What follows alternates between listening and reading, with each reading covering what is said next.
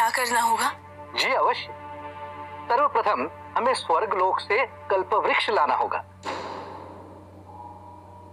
कल्प वृक्ष? स्वर्गलोक से क्यों? यहाँ भी तो एक कल्प वृक्ष है जिसे अशोक सुंदरी को जीवन दिया था। अब मैं आपको कैसे बताऊं कि इस एक कार्य से मैं देवराज को भी पाठ पढ़ाना चाहता हूं।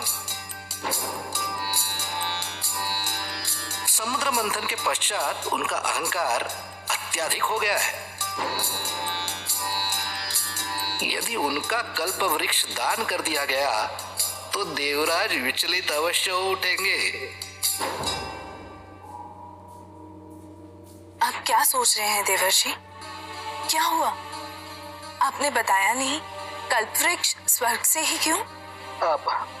वो इसलिए कि पिछली बार उसी कल्प वृक्ष का प्रयोग हुआ था और वो योजना सफल भी हुई थी।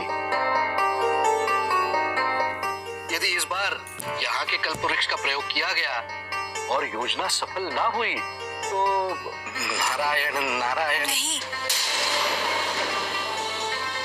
ये कल्प वृक्ष हमें स्वयं महादेव ने दिया है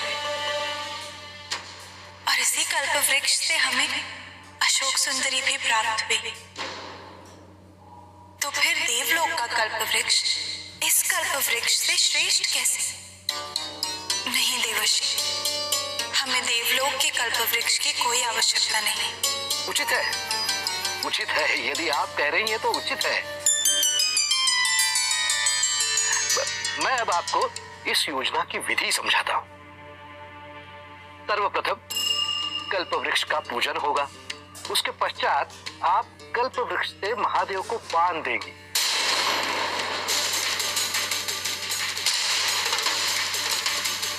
और फिर एक ब्राह्मण को आप उसे दान कर देंगी। सरल है। पुत्री, तुम्हें महादेव से शीघ्र ही इसके लिए अनुमति ले लेनी चाहिए। और फिर किसी और ब्राह्मण की क्या आवश्यकता है?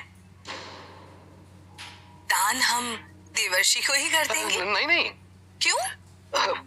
क्योंकि यह अवसर मुझे इससे पूर्व प्राप्त हो चुका है। अब यह सौभाग्य किसी और को प्राप्त हो।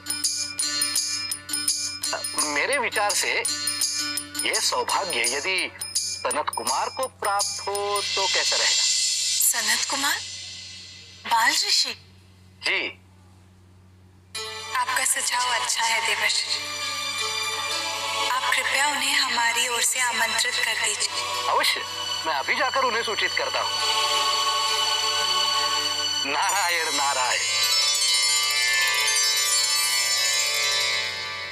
पुत्री, हमें शीघ्र ही तैयारियां आरंभ करनी चाहिए।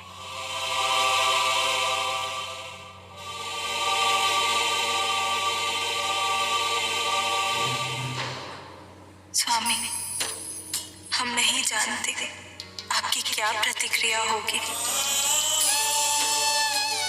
किंतु हमें विश्वास है कि आप हमारी विवशता अवश्य समझेंगे।